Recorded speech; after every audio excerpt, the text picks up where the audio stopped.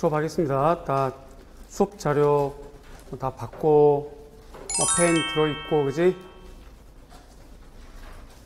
정답지 있고 그죠? 문제 있고 그래요. 오늘 첫날이라서 아마 간단하게 OT 비슷하게 안내 짧게 하고 본 수업 바로 들어가겠습니다. 그렇게 확인하시고 주변에 TV 보시고 자 갑니다. 출발합니다. 카메라 열어주세요. 여러분 안녕하세요. 네, 7월 문제풀이 일주입니다. 정세미고요. 이름이 정세미예요. 이름이요. 강의 안내가 월요일 달에 있었는데 오늘이 첫째 주라서 월요일 달 내용을 짧게 간단하게 좀 알아보고 넘어가겠습니다. 7, 8월 달 어떻게 진행이 될 건지 문제 특성이 어떤지 뭐 이런 것들만 짧게 좀 보겠습니다. 다음 화면 볼게요. 오늘 개강입니다. 요거는 개강 전 안내 자료였어요. 오늘 개강을 했고요. 그 다음에 오늘 문제부터 굉장히 고심을 했습니다. 사실은 어제 조교 선생님들한테도 저녁 10시 반 넘어서쯤인가 아마 제가 이렇게 카톡을 했는데 문제 2개를 바꾸는데 3시간 반 걸렸어요. 저 나름대로 그렇게 고민하고 또 고민하고 그렇게 문제를 내고 있습니다. 그래서 오늘이 좀 알고 봤더니 이제 오픈 강의 비슷한 것 같아요. 그래서 요 문제를 우리 학생들한테만 줘야 되나 주는 게 맞는데 오픈 강의 때 써야 되나 하는 고민했었는데 그렇게까지 또 바꾸고 할 만한 시간적 여유가 없었습니다. 그래서 그냥 오늘 문제 A형, B형 전부 중요한 문제다라고 생각을 하고 그렇게 꼭 안내를 해주고 싶었고요. 그 다음에요. 오늘 문제를 풀어보셔서 알겠지만 기출문제 그대로 양식입니다. 물어보는 양식이 똑같아요. 이런 걸 우리가 동형이라고 그래요. 동형. 영역이 같거나 물어보는 방식이 같고 난이도가 같은 걸 동형이라고 합니다. 자, 강사님들마다 스타일이 다르겠죠. 또 여러분들이 공부하는 학생들마다 원하는 게 다를 텐데 그냥 좀 쉬운 거 주세요 라고 할 수도 있고요. 그냥 기출하고 동일하게 주세요 라고 할 수도 있겠는데 일단 저는 여러분들에게 눈 가리고 아웅하고 싶진 않아요. 지금 막 아유 잘했어 얼마든지 가능해 라고 막 이렇게 거짓말하고 싶진 않아요. 분명히 넉 달 지나면 빤히 드러날 건데 여러분들한테 막 어이구 이 정도 훌륭해 잘했어 하고 싶진 않습니다. 그래서 지금부터 실제 기출문제 수준하고 맞춰서 훈련을 시켜드리고 그래서 성적을 끌어올려서 원하는 적에 합격시킬 수 있도록 하는 게 내 역할이기 때문에 제 역할에 충실하겠습니다. 그러려면 저는 동형으로 갈 수밖에 없고요. 따라서 공부가 안 되신 분들은 문제가 굉장히 어렵고 한글은 한글인데 이걸 뭐 도대체 무슨 말 써야 될지 모르겠고 뭘 읽었는지도 모르는 문제도 있을 거고요. 공부를 좀 꾸준히 했지만 아깝게 안 되신 분들은 오늘 문제가 좀 새로운 것도 있네라고 하는 새로운 경향의 문제도 있고 그럴 겁니다 아마.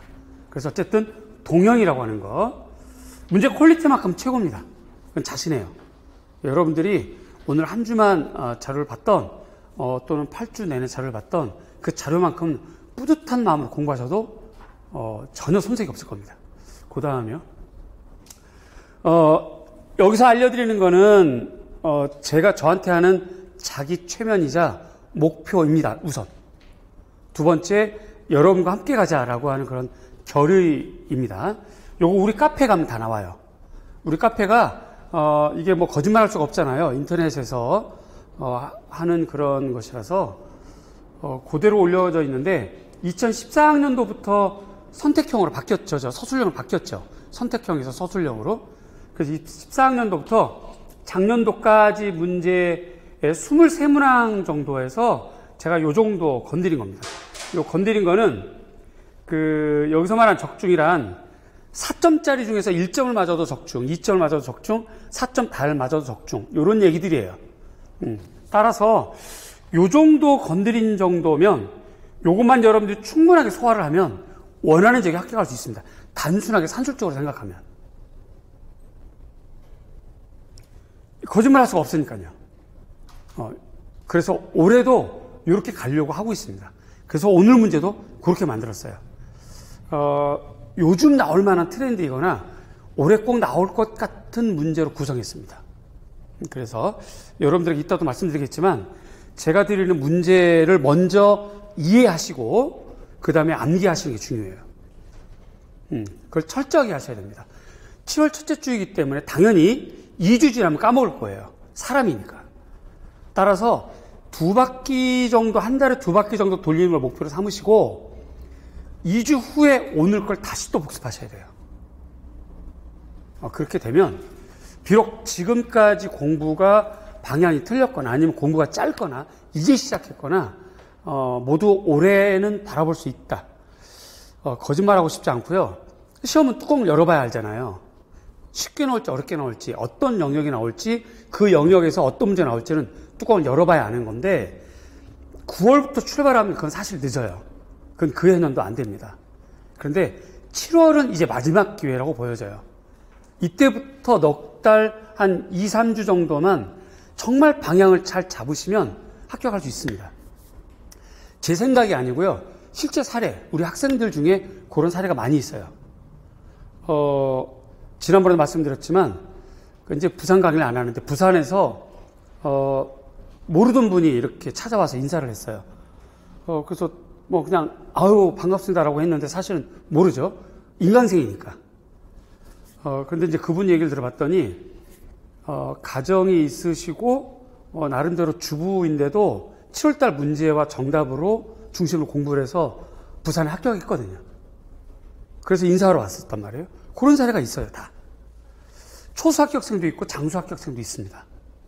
그 공통점은 방향에 맞게 공부하는 거예요. 여러분들도 방향에 맞는 문제로 공부를 하시고 저 역시 그렇게 내고자 합니다. 그거를 저에 대한 최면, 저에 대한 약속, 여러분에 대한 약속 그런 측면에서 이렇게 알려드린 거고요. 그 다음에요. 오늘 해보신 것처럼 9시 30분부터 합니다. 다른 과에 알아봤더니 9시부터 하더라고요. 다른 과목은. 그래서 제가 솔직하게 그러면 우리 미술과가 다른 과목에 비해서 공부 시간, 수업 시간이 좀 짧은가요? 그랬더니 약간 짧습니다. 이러더라고요. 그래서 그럼 됐어요. 우리 미술과가 글자하고 사무띠 안 하는 과목이잖아. 그래서 우리는 수업 길게 하면 안 돼. 그냥 짧고 굵게 확실한 것만 딱 알려드리고 여러분들 이제 던져드리는 거죠. 여러분들이 가서 소화를 해야 되는 거니까. 그렇게 A형 이렇게 볼 거고요. B형 이렇게 볼 거고 점심 먹고 이제 이렇게 해설을 합니다. 중요한 문제를 5, 6월 달에 다시 풀어봤는데 미교론 같은 경우는 효과가 있어요.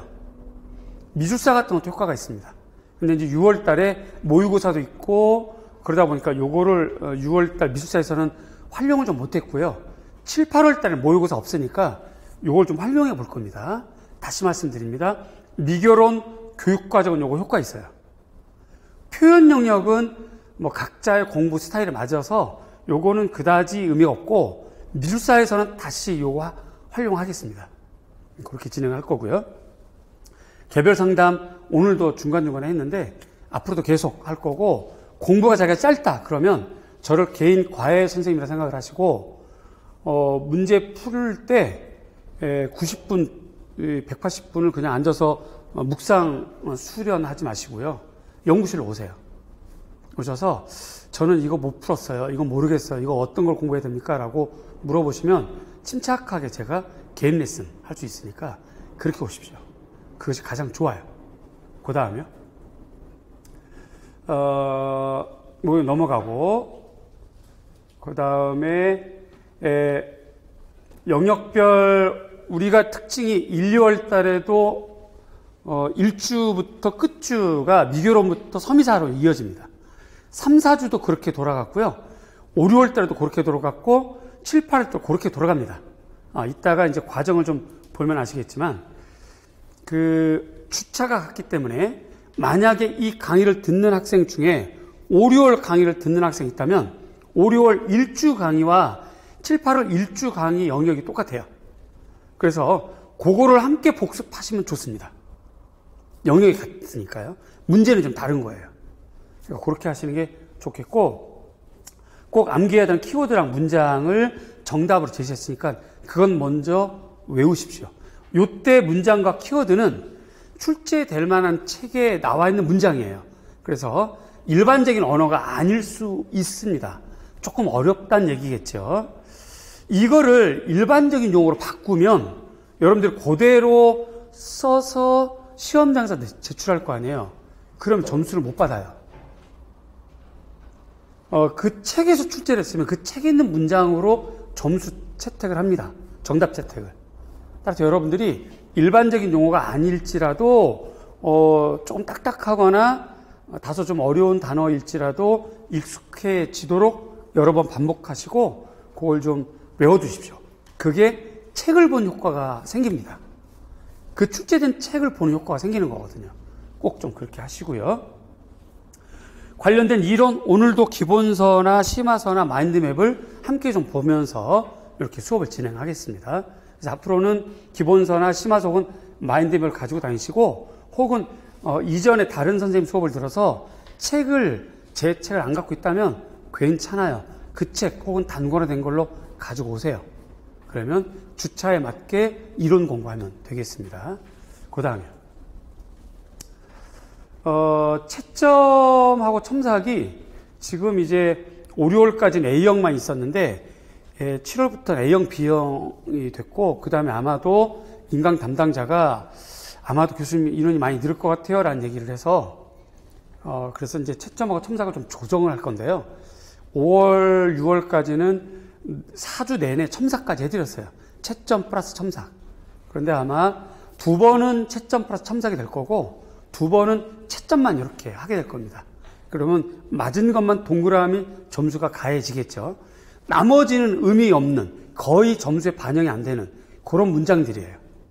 그래서 그런 걸 참고하시고요. 오늘도 여러분들이 지금 잠깐 냈다가 다시 돌려받았는데 검정색 볼펜이거나 파란색 볼펜으로 정답을 보면서 스스로가 이렇게 첨삭을 좀 해보세요. 그러다 보면 내가 이거 문제는 이걸 쓰라고 했는데 난 이걸 안 썼네. 몰라서 안 썼는지 알면서도 풀어 쓰는 방식이 2개를 물어봤는데 자기는 한 문장으로 쓰는지 물어보는 작성 방법에서 A를 쓰고 B를 써라라고 했는데 자기는 B부터 써나가다가 끝에 A를 쓰고 있는지 이렇게 서술하는 패턴이 보여져요. 그걸 가지고 제가 첨삭을 하면 더 정확한 여러분들의 문제점을 잡아낼 수가 있고 또 여러분들이 체험할 수가 있거든요. 그래서 지금부터 검정색 볼펜이나 파란색 볼펜으로 그렇게 하시고 혹은 형광펜도 괜찮아요. 그리고 제출하시면 제가 빨간색으로 다시 할 겁니다. 그렇게 하시고 인강생도 마찬가지고 직강생도 첨삭을 하다가 좀 대화를 좀 해야 되겠다 싶으면 제가 전화를 드릴 거예요. 전화가 이제 월화수목 이렇게 중에서 이제 될 텐데 전화가 안 되면 문자라도 할 테니까 전화 도서관에 있거나 그러면 통화가 안 되겠죠. 그러면 저한테 다시 또 문자를 주거나 하시면 서로가 시간 약속을 해서 통화를 좀 해서 공부 방향 혹은 틀린 이유 어떤 격려 이런 얘기들을 할 수 있겠죠. 그걸 희망하지 않으시는 분은 전화번호 적지 않아도 되고요. 그런 걸 희망하시는 분들은 전화번호 좀 적으시면 좋겠습니다. 요거를 적지 않으면 제가 직원한테 전화를 해서 전화번호 좀 알려줘 그러면 직원은 여러분한테 또 전화해서 전화번호 알려도 될까요? 물어보고 이게 막 거쳐서 일주일이 걸려요. 수업은 내가 하는데 직원은 여러분들 전화번호를 아는데 저는 몰라요. 이게 좀 이상한 패턴이죠. 그래서 그냥 쓰십시오 한번. 괜찮으시면 그렇게 했으면 좋겠고요. 그 다음에 제발 답안지 양식 좀 지키세요. 여태까지 쭉 해왔던 패턴 그대로 하시면 좋긴 한데 일부 극히 몇 명이 물을 흐린다고 그러잖아요.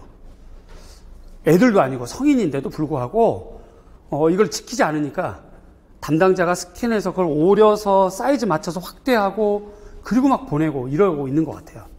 제발 그러지 마세요. 기왕에 답안지가 있으면 그 답안지로 하시고 다른 학원 인쇄된 것도 괜찮아요. 우리가 그런 거 따질 판이 아니잖아. 괜찮아요. 대신에 사이즈만 좀 맞춰서 보내시면 좋겠는데 왜 그러냐면 작은 걸로 보내시면 글씨가 깨져서 오거나 원래 정 사이즈보다 작게 스캔하면서 확대해가지고 저한테 보내게 되거든요. 그러니까 글씨가 다 깨져. 그러니까 판독이 안 돼. 자, 요걸 아셔야 됩니다. 실제로 채점을 할 때 여러분들의 정답을 평가원에서 걷고 요걸 복사합니다. 원본은 손도 안 대고 그대로 보관을 해요. 복사한 거를 최소한 3부와 5부 정도 복사해서 채점위원들이 3명이나 5명이 동일하게 받아서 거기다 채점을 합니다. 판독이 안 되면 점수를 안 줘요. 그래서 평균치로 점수를 주거든요. A 채점자와 C 채점자 간의 차이점이 너무 많이 나면 요거 비교해 봅니다. 의논해요. 그리고 정답이 없는 거라면 이 문제가 심각하다 그러면 출제자하고 통화를 하거나 원래는 그 자리에 출제자가 배석하는 게 맞고, 근데 보통 배석을 안 하죠. 2주 동안 감금 출제를 했기 때문에 채점할 때는 없어요. 그럴 때는 이제 호출해서 출제자랑 같이 의논해서 정답을 다시 조정합니다.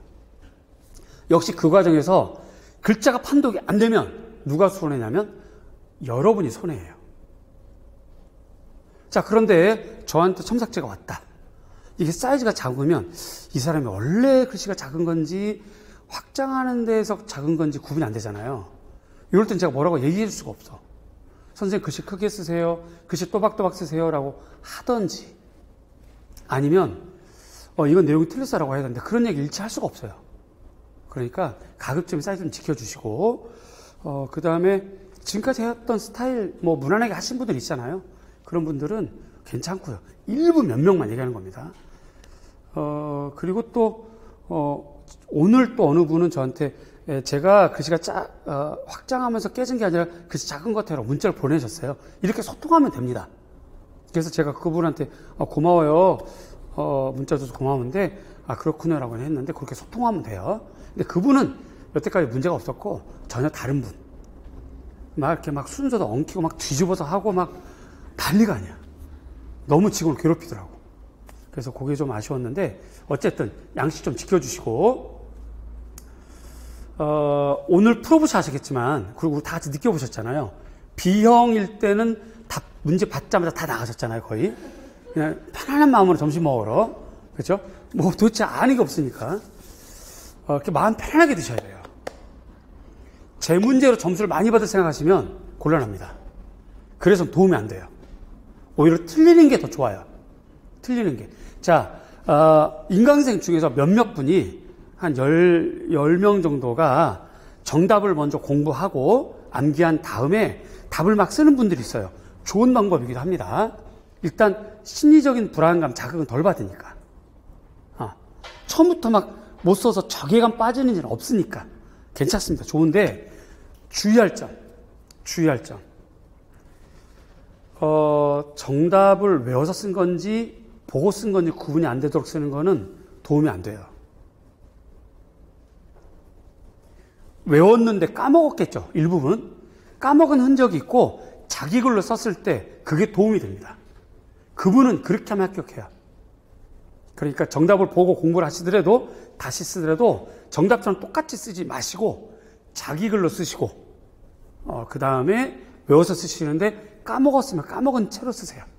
그래서 점수는 일제 마음 쓰지 마시고 반복하셔야 돼요.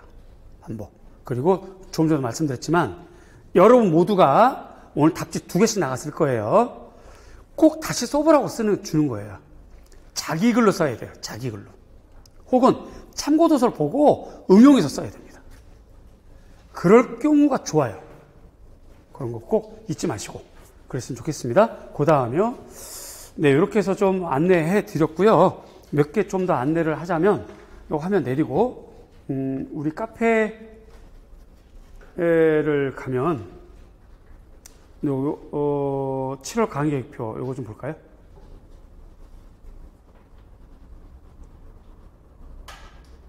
네, 내려가 보겠습니다. 요거 아마 오늘 직강생들하고 인강생 모두에게 자료가 나갔을 텐데, 주차는 이렇게 됩니다.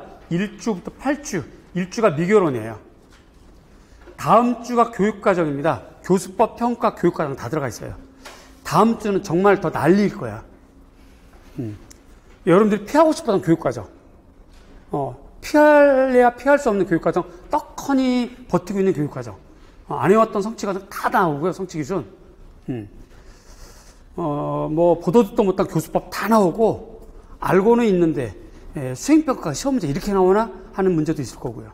그런 것들도 많을 거예요. 다음 주 교육과정입니다. 그 다음에 3주차가 표현영역이라고 하는 서양회화, 그래서 재료, 기법 이런 것들이죠. 그 다음에 전통회화, 조소, 서예, 전각, 판화, 사진 뭐 이런 것들. 4주차가 디자인 계열들, 색착부터 그런 계열들. 5주부터가 미술사예요. 동미사, 중미사, 한미사, 화론, 그 다음에 서미사, 미학 이렇게 되니까 요 흐름대로 공부를 하십시오. 혹은 인강을 듣고 있다면 요 흐름에 맞춰서 공부를 하세요. 그게 도움이 됩니다. 이렇게 하시면 좋겠고요. 그 다음에 요 자료가 좀 내려가 보면, 좀 더 내려가 볼게요. 요거 우리 카페에도 있으니까요. 줌을 하는데요. 줌을 우리 달력 혹시 볼 수 있나요? 네. 오늘이 3일입니다. 3일. 3일인데, 그동안에는 금, 토 수업이 있었어요. 금, 토. 그러다 보니까 목요일 날 줌을 했습니다. 어때요? 화상 수업을 했었어요. 그런데 7월부터는 첫 번째, 공부는 이제 여러분들에게 맡겨야 되는 시즌이고, 여러분들이 외우고 혹은 이해해야 될 시즌이라서, 여러분들이 좀 넘겨야 된다 하는 것. 두 번째는 시간적으로는 단순히 산술적으로는 1시간 남짓 정도 되는 거지만, 제가 심리적인 부담이 컸었거든요. 이왕이면 1시간이라도 여러분들에게 알찬 수업을 해야 되겠다 하는 부담감 때문에 줌을 어떻게 오늘 할까, 뭘 할까, 어떻게 진행할까, 하여튼 그런 고민들이 좀 많이 부담이 됐고, 시간도 좀 많이 걸렸었어요. 그런데 7월부터 문제를 제가 많이 만들어야 되잖아요. 그러다 보니까 그러한 시간도 좀 필요하고, 그러한 차로, 첫 번째, 횟수가 4번 하겠습니다. 4번. 4번으로 조정하겠습니다. 두 번째, 요일을, 목요일 날 이제 할 필요 없고요. 금요일 날 수업이 없어졌으니까, 금요일 날 하도록 하겠습니다. 이때. 저녁 시간대에 8시 PM, 8시 정도, 에서 한 30분에서 40분 정도, 그렇게 진행을 좀 하겠고요. 첫 번째 1회가 다음 주가 교육과정이잖아요. 그래서 다음 주는 제가 이러이러한 거 준비하세요라고 좀 안내해 주는 것이 그나마 조금 여러분들의 놀란 가슴을 좀 잠재울 수 있거든요. 그래서 다음 주 9일날 줌 화상 수업을 할 겁니다. 비번하고 아이디는 우리 카페 게시판 거기에 올려질 거예요. 그러면 그대로 와서 우리 수강생들만 이렇게 참여하시면 됩니다. 이때 참여할 때 일선 학교와 똑같이 마스크 벗고 하겠습니다. 만약에 자기가 있는 지역이 지금 장소가 스터디 카페라든가 혹은 독서실이라든가 그래서 벗을 수 없는 상황이면 어쩔 수가 없고, 집에 혼자 있거나 이럴 때 굳이 마스크 쓸 필요는 없죠. 그리고 막 얼굴 가리고 이름만 하는 것도 사실 그럴 필요가 없습니다. 내 수업을 듣는 게 불편하거나 부끄럽거나 감춰야 될 거라면 할 수 없는데, 그럴 거면 수업을 왜 들어요? 그죠? 그러니까 사실은 화면에서 얼굴 가릴 이유는 없어요. 근데 얼굴을 보면서 얘기하는 게 사실은 이해를 했는지를 제가 파악할 수 있기 때문에 얼굴 보이는 게 좋습니다. 그런 방식으로 진행을 할 거예요. 줌 그렇게 진행하겠습니다. 다음 주는 교육과정 안내를 해드릴 거고요. 제 생각에는 2회가 이제 표현 영역이 끝날 때쯤에 관련해서 미리 수업 시간에 요번 주 줌을 할 거예요 라고 말씀드릴 거고, 3회하고 4회는 당연히 미술사 때 한 번씩 하겠습니다. 서미사 때 한 번, 중미사, 한미사 때 한 번. 이것도 미리 수업 시간 알려드릴 거예요. 이번 주 줌 준비하세요라고 그렇게 하시면 도움이 좀 될 거라 생각이 듭니다. 요게 1번이고요. 2번 공부법. 공부법은 뭐 왕도라는 것 없어요. 왕의 도라고 하죠. 보통 최고의 방법 이런 건 없어요. 자기한테 맞는 게 제일 좋아요. 자기한테 맞는 게 제일 좋은데 시간은 11월 D-Day가 요게 이제 임용고시 시험 날짜가 오전이잖아요.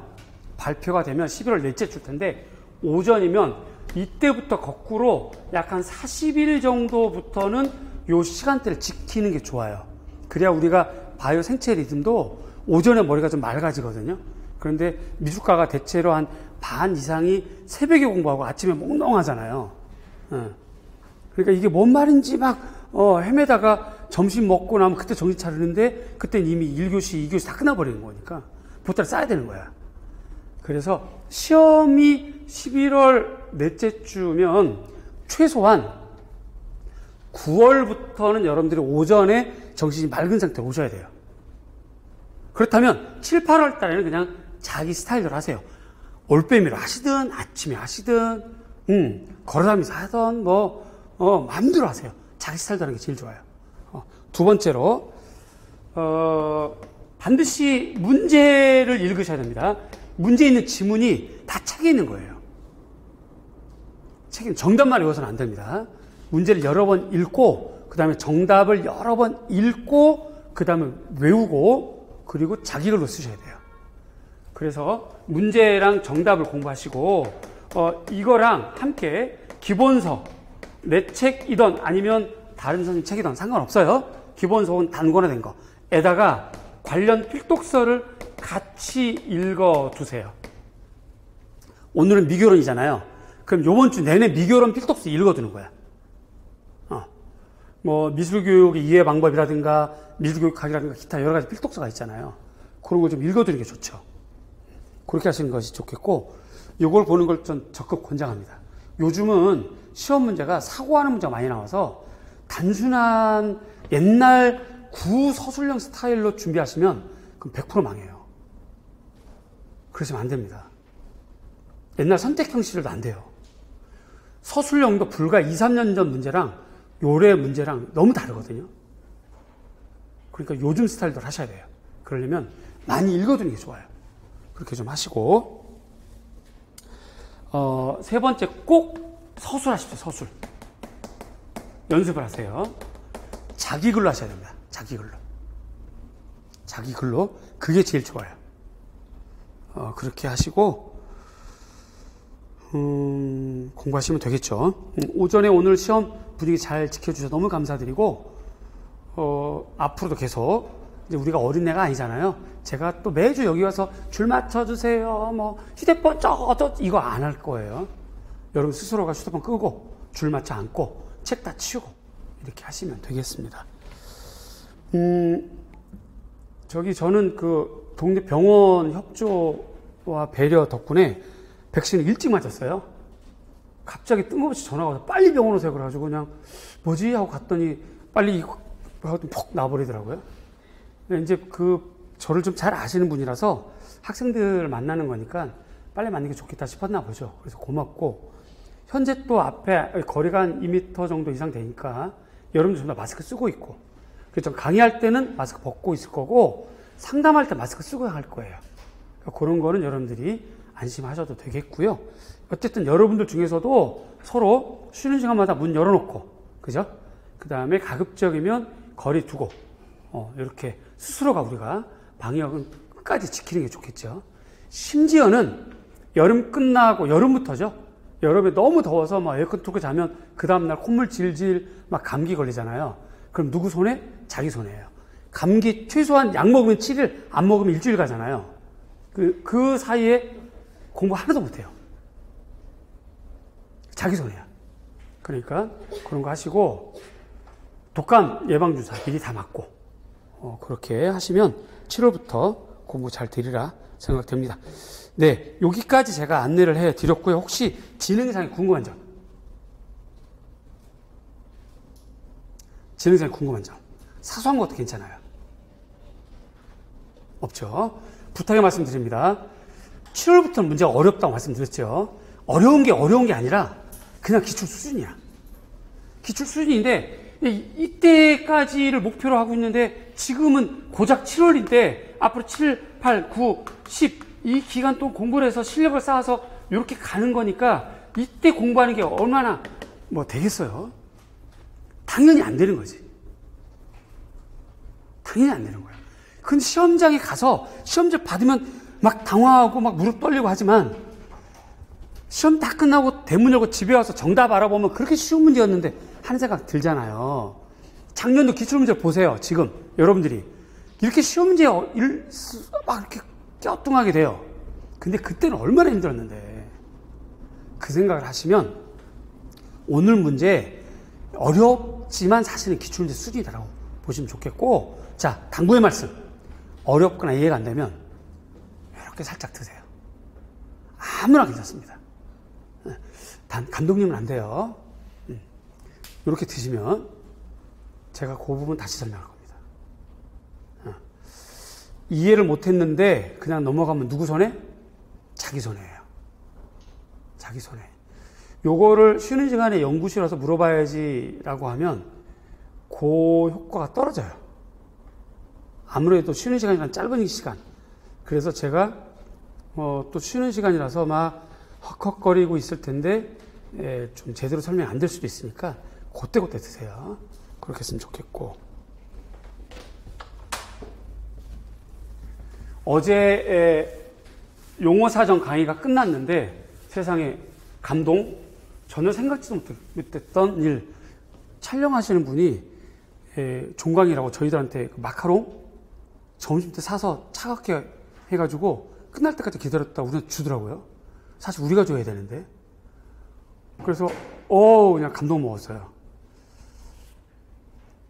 뭐 간식을 그동안 나눠 먹은 것도 있고 막 이러면서 고맙다고 얘기하더라고요. 그러니까 서로가 이렇게 잘했던 것 같아요. 그래서 고마운데 오늘 첫 개강인데 또 감동. 점심시간에 계세요. 그래서 봤더니 감독님이 또 음료수 이렇게 주셨어요. 고마워서 너무 감사드리고 그 음료수 저만 먹을게요. 와서 드십시오. 1번부터 보겠습니다. 자, 요 얘기 해드릴 거예요. 익히 아시겠지만 세계가 세상이 다 아는 비밀. 평가원에서 문제 걷어가는 거 아시죠? 평가에서 문제를 걷어가서 다음 주부터는 요거 고칠 겁니다. 숫자. 받아보고 이거 뭐지? 놀라지 마시고요. 일부러 고칠 거예요. 지금 고쳐보겠습니다. 연습 삼아서. 몇 년도로 고칠까요? 이렇게 멍석을 깔아도 대답을 안 하면 딱 그런 학생들 만나는 담임 되라. 아주 그냥 비나이다 합격은 시켜주시되 대답도 안 하고 반응도 없는 딱딱한 학생들 만나게 해주셔서. 몇 년도로 바꿀까요? 제발 비나이다. 그런 학생들만 만나게 해주세요. 그냥 속 썩는 그냥 학생들 아주 그냥. 몇 년도? 네, 감사합니다. 15년이래요. 이렇게 바꿀 겁니다. 아시겠죠? 그래서 밑으로 내려가면 밑에 쪽도 요거는 유의사항은 오늘 첫날이니까 유의사항은 요게 매년 조금씩 바뀌어요. 큰 틀에서는 안 바뀌는데 매년 조금씩 바뀌어요. 계속 변하지 않는 것이 있습니다. 오늘 첫날 첫 수업이니까 요건 좀 합시다. 수정 테이프 안 됩니다. 주의하셔야 돼요.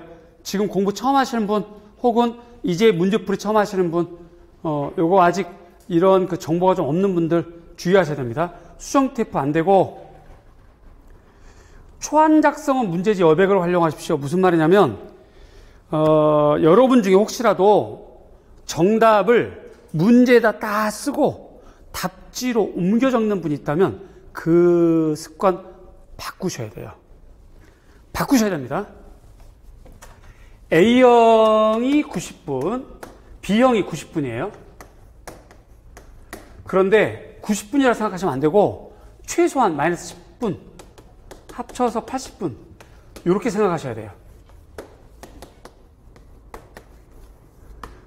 10분 동안 뭐 하느냐? 자기 걸 점검해 봐야 돼. 매년 한 층에서 한두 명씩 꼭 나오는데 어떤 사람이냐? 문제 뒤집어 쓰거나 밀려 쓰거나 꼭 나와요. 꼭. 그러면 1년 공부 허사되잖아요. 그러니까 10분 동안은 꼭 자기 글, 자기 답안지 점검하는 시간이 있어야 돼. 요 10분이 어떤 분은 짧을 수도 있습니다. 그러니까 80분이라고 생각하시고 A형이 총 12문제예요. 4문제가 기평, 나머지 8문제가 서술형인데 80분이면 서술형 같은 경우 한 7분 정도 한 문제당 평균 걸리면 되거든요. 5분에서 7분. 그런데 문제에다가 정답을 다 쓰고 그거 옮겨 적기엔 너무 모자라요.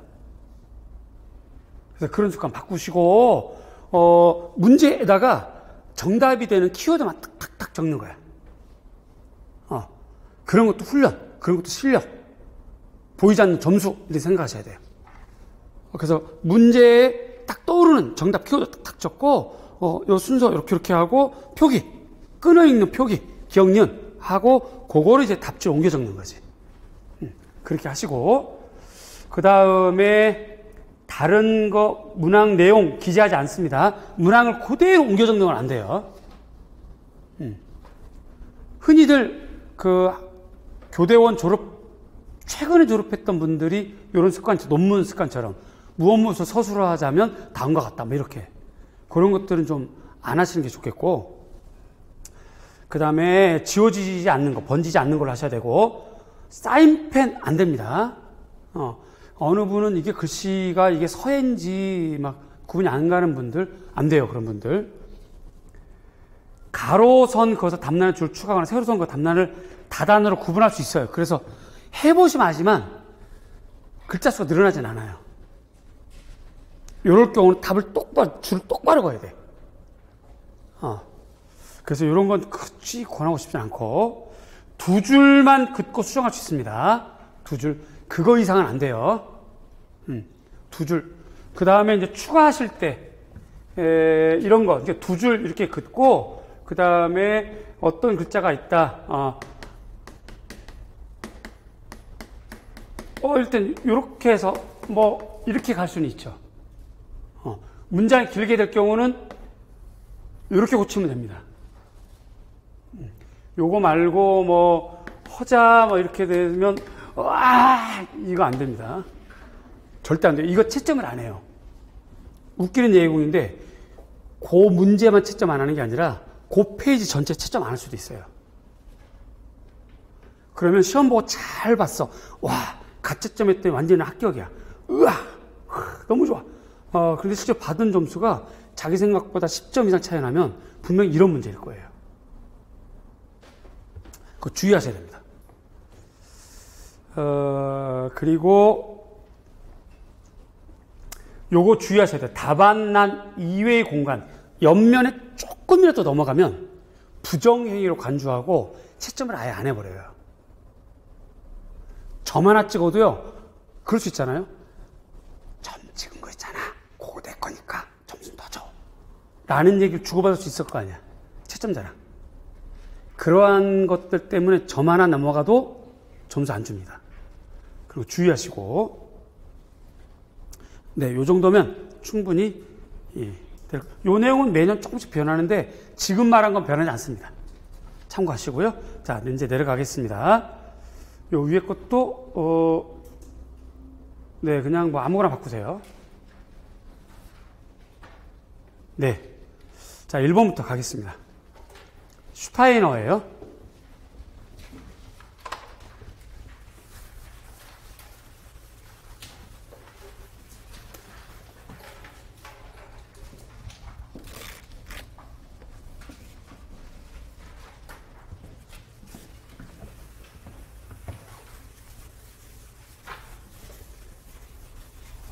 제가 오전에 상담하면서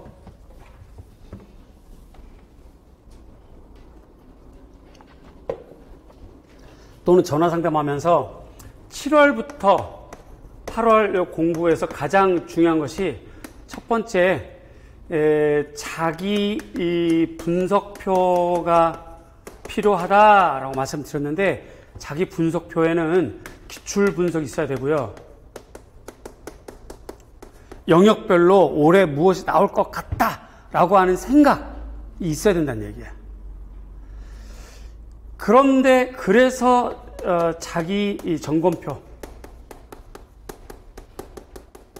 그래서 나는 그 영역을 공부했는지 소화할 수 있는지를 점검하는 게 중요해요. 매주 모든 문제마다 다 필요합니다. 1번 문제가 슈타이너예요. 저거는 무슨 교육관? 그렇죠. 낭만주의 교육관 혹은 낭만적 이상주의 교육관. 그러면 여러분 중에서 모두가 다 각자가 자기 생각이 있을 거 아니야? 그러면 자기 생각에 올해는, 야 여기 보자 여기, 올해는 낭만적 교육관이 시험에 나올 것 같아 아니면 아니야 라는 생각을 했을 거 아니에요. 누군가는. 어쨌든 그죠? 했다. 아 그러면 나는 요거 공부했어. 오케이 나오면 나 맞을 수 있어 라던가, 아니면 아 나 준비 안 됐네, 아니나 다를까 문제 나왔더니 틀렸다. 아 그럼 이거 빨리 정리해야지 라는 생각이 들 거 아니에요. 그것이 모든 문제마다 다 필요합니다. 이거부터 하셔야 돼요. 이거부터. 자, 그래서 몇 문제만 제가 사례를 말씀을 드리면,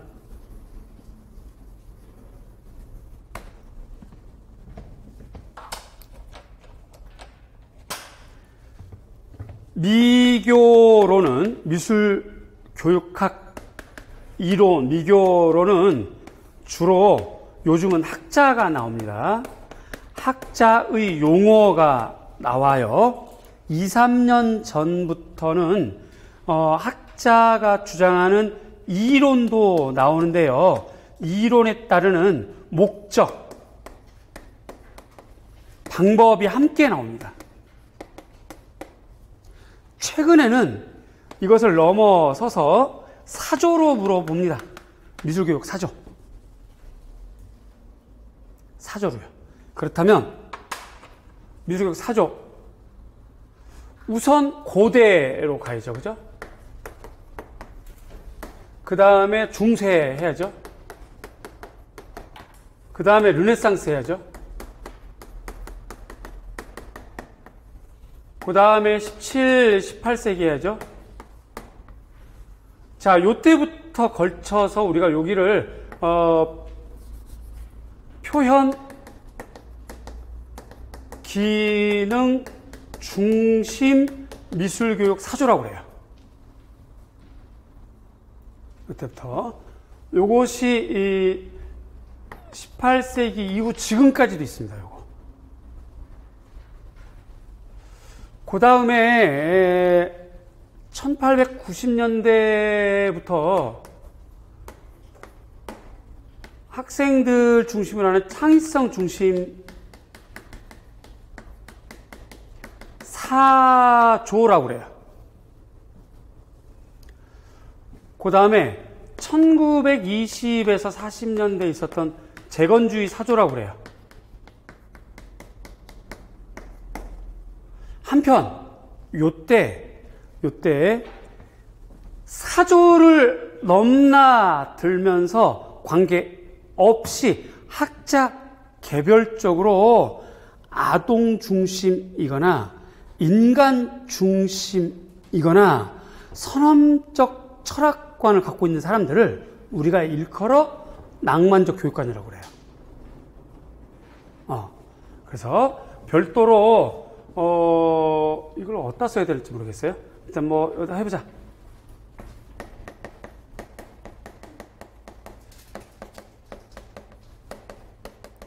자, 낭만적 교육관 가면 제일 먼저 슐러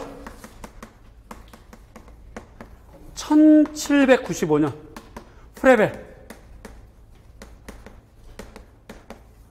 1826년, 그 다음에 러스킨 1835년, 55년. 그 다음에 슈타이너.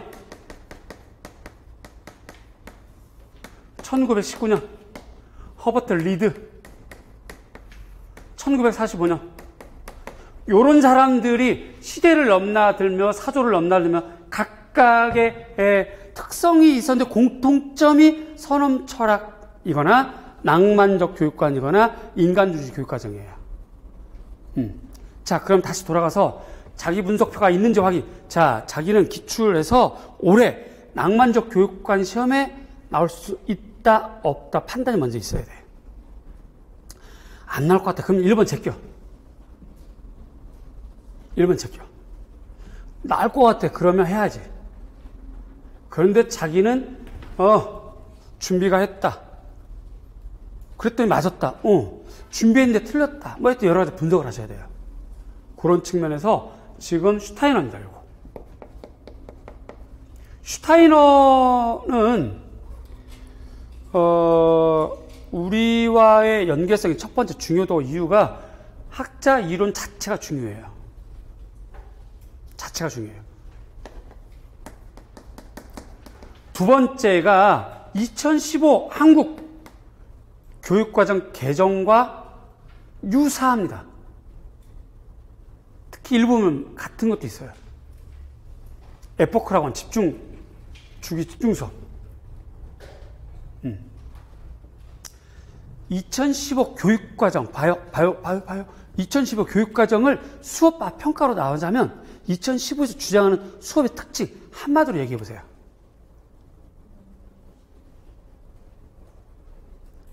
잘하는 수업 말고 다시 얘기합니다. 교육과정을 다 털어서 수업과 평가를 얘기하자. 2015 교육과정이 추구하는 수업의 형태 한마디로 그렇죠. 대답 잘했어요. 학생 체험 중심이에요. 학생 경험 중심입니다.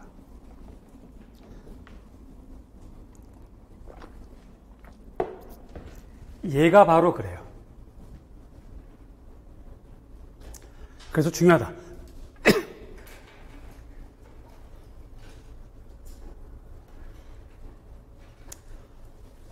2015 교육과정에서 강조하는 수업의 특징이 뭐라고요? 학생 중심하면 안 돼. 학생 중심하면 안 돼. 학생 중심은 2007 개정이에요. 학생 경험, 학생 체험 중심입니다. 하나 또 물어볼게요. 이왕에 물어본 거.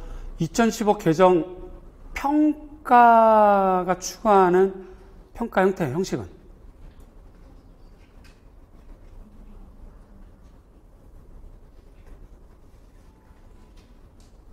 수행평가는 2007이고요. 7차와 2007이고, 2015는 성취평가제입니다. 그러니까 성취 기준이 있는 거지. 그런 거예요. 따라서 1번이 중요하다. 1번부터 보겠습니다. 슈타이너는 인간 존재를 육체, 에텔체, 아스트랄체, 그 다음에 자아, 네 가지 분류했어요. 자, 갈 길이 바빠. 1, 2월 달에 일찍 놀았어. 3, 4월 달에 삼삼하게 놀았어. 5, 6월 달에 꽃이 펴서 놀았어. 7월 달에는 문제 풀이네? 아는 게 하나도 없어. 슈타이너인지 루돌프 사슴콘인지 모르겠어요. 갈 길이 바빠. 이거 언제 다 외우니? 그럴 때 냉정하게 판단하는 거야. 출제 잘하면 이런 거를 중등교과 임용시험이 낼까? 자, 인강생, 또 직강생 학생들 있지만 지금 이 시간에 나하고 둘이 딱 있다고 보자. 딱 둘이 있다고 생각하자고요. 딱. 그러면 솔직하고 진지하게 얘기해 보는 거야. 자, 여러분들 출제위원이라면 요거 낼 것 같으세요? 문제로? 까오뚱 중국 분이라서 까오뚱이에요. 에텔체, 아리송 프랑스 사람이네요. 아스랄체, 낼 것 같으세요? 그렇구나.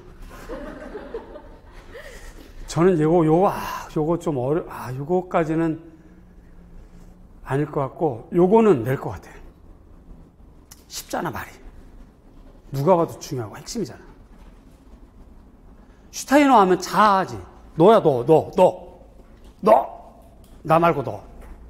너가 느끼는 자아. 그거거든. 갈 길이 바빠. 이거 날리세요. 갈 길이 바빠. 이거 날리세요. 요거는 하세요. 발도르프 학교 지금도 있습니다. 우리나라도 있어요. 발도르프 학교. 교육은 슈타이너 주장한 네 가지 기질론, 다혈질, 우울질, 점액질, 담즙질. 기질론을 얘기한 사람이 한 명 더 있어요. 허버트 리드가 있습니다. 리드. 12가지 유형에서 8가지 유형으로 바꾼 거. 하나 더 물어보자. 똑같은 형태로 물어보자. 여러분들 나하고 둘이 단둘이 앉아있어. 마주보고 의논하는 거야. 문제를 분석하고 토론하는 거지. 자, 달리는 말처럼 다른 데 보지 말고 나하고만 딱 얘기하는 거야. 여러분들 취재원이라면 기질론, 다혈질, 요거 낼 것 같으세요? 안 낼 것 같으세요?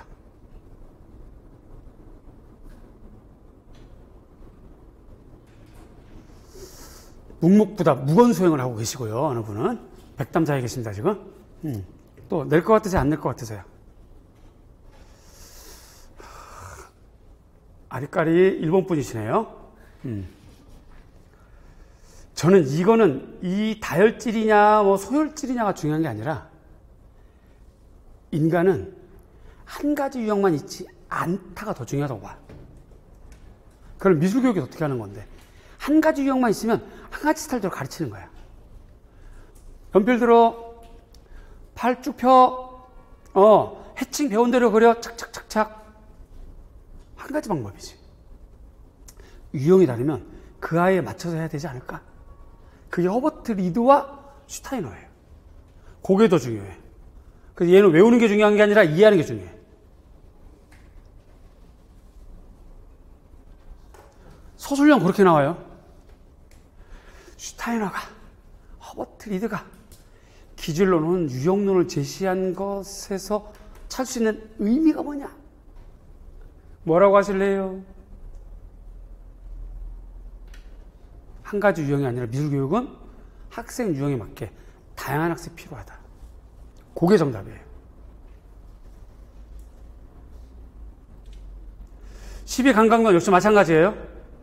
자, 여기 7년을 주기로 한 인간 발달 단계. 0살에서 7살 이런 얘기죠. 7살, 14살 이런 식이에요. 8년간 단인제. 포르멘 이런 거 외우셔야죠. 오일리뜸 이거 외우셔야죠. 사실은 정답 드렸어요, 지금. 그지? 그 다음에 노작활동 오케스트라 등등 방법론이다. 여기선 시험 문제 나올 수 있습니다. 오일리뜸이 아름답다. 리듬, 이게 중요해요. 리듬. 신체 움직임이에요. 공동체 활동입니다. 음악 틀어놓고 같이 무용을 해요. 체조하는 거야. 무용과 같은 거. 그래서 감각, 사고, 그 다음에 온몸의 감각으로 순환하는 것. 그게 중요합니다. 마지막 2015 개정 교육과정과 유사한 거 에포크 수업. 어떤 교과를 주요 수업으로 정하고 매일 아침 100분씩 3, 4주, 5주간에 거쳐서 집중적으로 하는 거. 우리는 주기 집중 수업. 집중이 수제도 있고 그렇죠. 우리는.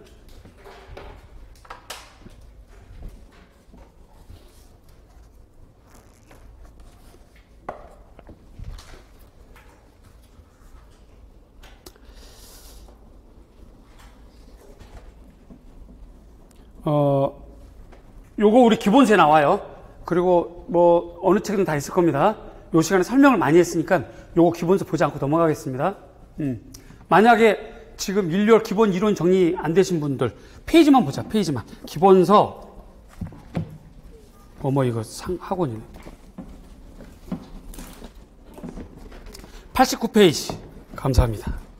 복 받을 거야.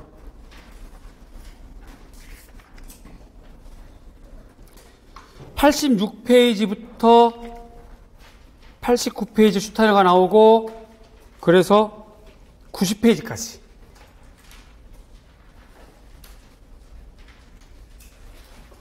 여기서 슐러랑 슈타이너는 반드시 하셔야 돼요.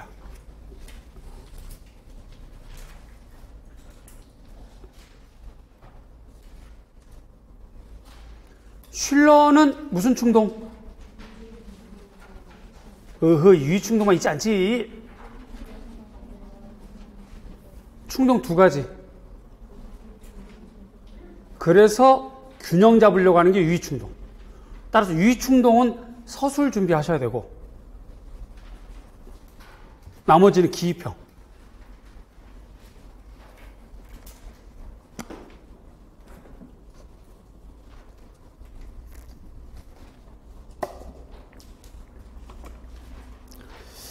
(2번) 요즘 추세가 새로 나온 학자들이 많잖아요.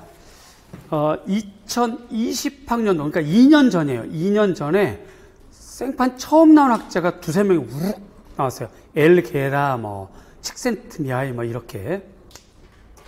그래서 이제, 요거를 계속 이어서 하자면, 요거 이제 지우고요.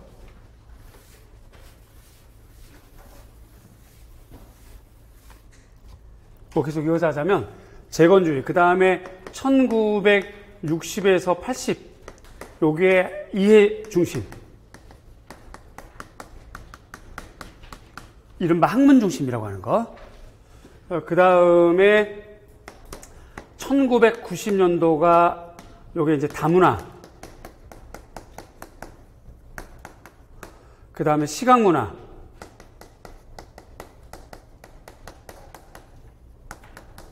포스트 모던.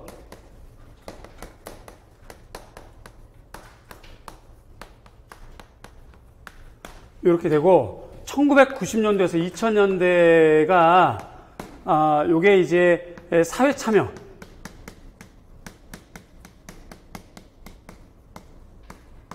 이렇게 됩니다. 요건 이따가 문제 때 다시 한번 말씀드릴 건데, 사회 참여 중에서 일부가 CBAE예요. 오늘 B형 11번. 요거 이따 다시 설명할게요. 이렇게 사조로 나옵니다, 요즘은. 그런 측면에서 보시는데, 주로 이쪽에서 새로 나온 학자들이 많죠. 그게 2번인데 저 학자가 바로 그래요. 그래서 매년 문제풀이 때마다 알려드리는데, 굉장히 중요한데 여태까지 안 나왔어요. 근데 내용이 좀 어려워. 그래서 제가 봤을 때는 처음에 나오면 얘네는 무조건 이렇게 기입형일 것이다. 중재학습이에요, 중재학습. 그러니까 미술 수업에서 상의, 하, 달 하는 게 아니고, 지나치게 학생만 하는 게 아니라 이 수업이 선생님이 여러 가지 활동을 통해서 보다도 원만한 수업이 이루어지도록 이렇게 이끌어가는 거. 중재학습 경험이라고 그래요. 포에르스타인이라고 하는 중요한 미술학 학자예요. 최근의 학자.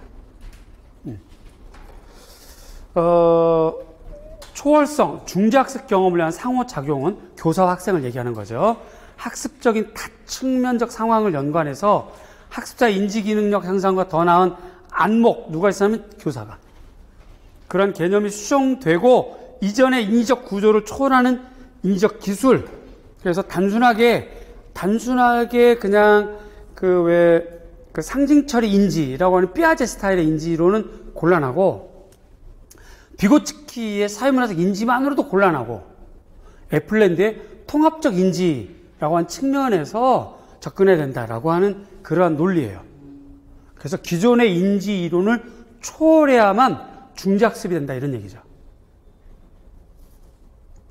그 다음에요, 의도성과 상호성. 중재자로서 교사 역할에는 학습자의 의도성과 계획성이 있어야 하며, 어떠한 의도를 가지고 공부를 하겠죠, 학습자들이. 어떠한 계획 가지고 공부를 하겠죠. 학습자 역시 또 자신이 추구하는 목적을 이해하고 있어야만 그거와 관련해서 교사가 안내를 해줘요. 그 학생 개별 체험학습을 맞게. 자, 교사의 개방적인 중재활동을 전제하고 학습자를 이를 자연스럽게 이해할 수 있어야 한다. 교사가 추구하는 맥락에서 학습자의 의미 부여와 가치 설정 등 그에 대한 해석을 보다 가능하게 할 수 있어야 된다. 그래서 학습자 설정한 의미, 교사 설정한 의미를 서로가 중재. 그러면 원활한 학습이 이루어진다. 그런 얘기입니다. 이런 건 단순한 거.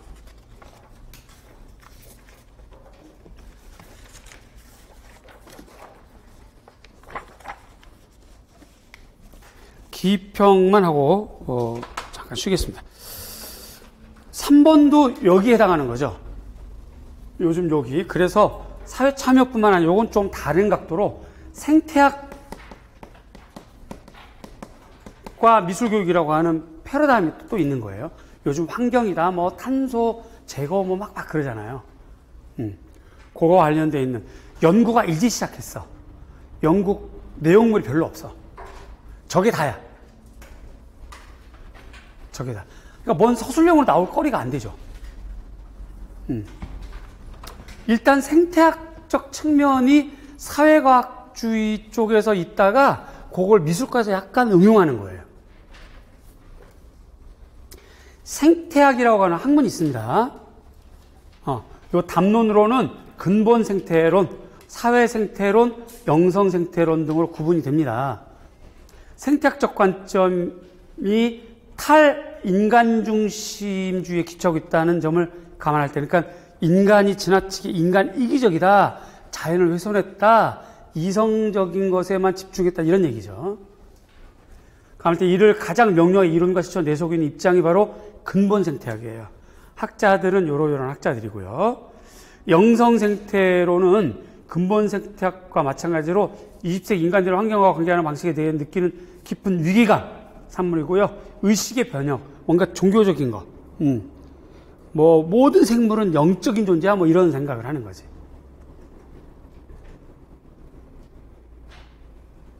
사실 이런 생각들 하시죠.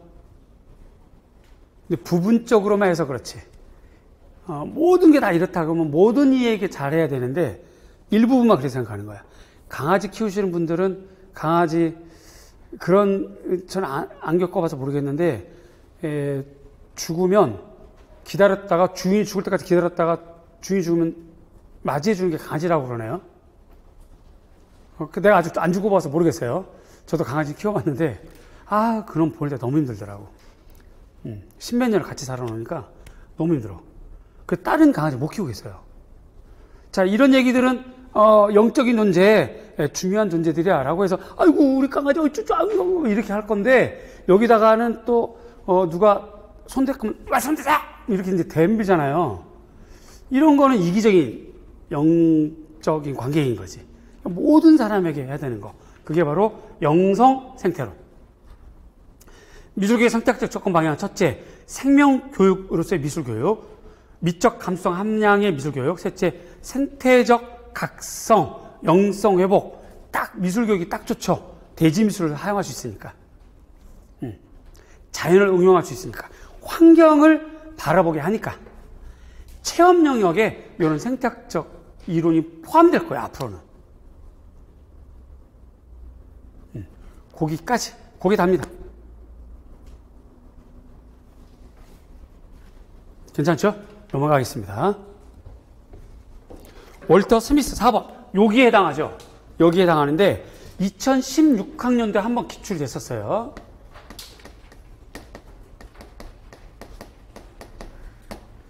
자, 그런데 표현기능 중심에서 여러분 다시 또 생각해 보자고요. 요거 생각해 보자고요. 요거. 여러분이라면 누가 나올 것 같으세요? 만약에 여기서 나온다면.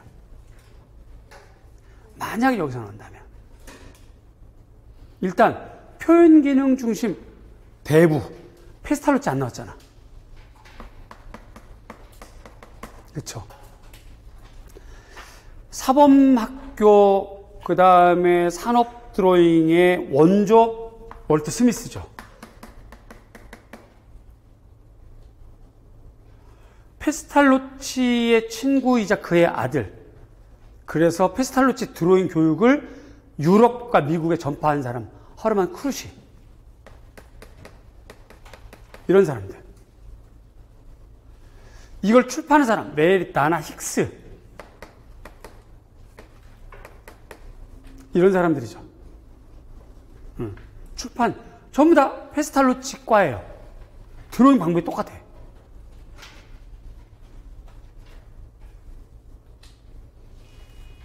그런 겁니다. 다. 자, 그럼 이런 학자들 중에서 나올 만한 사람이 누군가 고민하셔서 공부하시고, 아, 내 생각에는 월터 스미스 16 나왔으니까 안 나와. 그러면 제끼세요. 그리고 다른 거 하셔도 됩니다. 그런데, 아, 요거 나온 지 이제 7년이 넘어가니까 중요할 것 같아. 라고 하면 되죠. 드로잉의 지적인 훈련, 요거 밑줄. 지적인 훈련이야. 굴공식. 그렇죠. 월터 스미스. 교육 현장에서 학생은 비록 평면 4번일 경우가 더 흔하긴 했지만, 주물 형태로 된 미를 접하도록 했다는 거죠. 이러한 형태를 복사하는 것이, 그러니까 대상에 대한 복사, 신미한 능력을 얻는 방법이었다. 드로잉의 연습은 산업에서, 요거 글씨 좀 크여볼까요, 선생님? 여기를? 네. 좀만 더 커볼까요? 185까지? 네. 네. 산업에서 신미함과 기술을 갖추는 데 필요하며, 따라서 이것은 미의 향유를 창조하기 위한 교육, 실리적인 현실, 공통 요소가 있다는 거죠. 드로잉이 산업 드로잉, 요게 제목이에요. 요거 외우셔야 됩니다. 산업 드로잉, 요렇게요. 요 사람에게만 부여하는 이름, 산업 드로잉. 또 다른 방법은 윤곽 드로잉이라고 하는 제목이 있어요. 교육과정 명칭이에요. 그런 교육에서 드로잉의 중요성을 강조했으며, 드로잉의 특징을 정신적인 훈련이다. 자, 스미스는 1872년 초등학년에 자유로운 화법 드로잉, 모델 드로잉, 기억 드로잉 도입했고요. 자유로운 화법 드로잉은 교사가 어린이 앞에 칠판에 미리 드로잉을 해. 학생들은 석판에 그대로 그려. 석판에 지울 수 있으니까.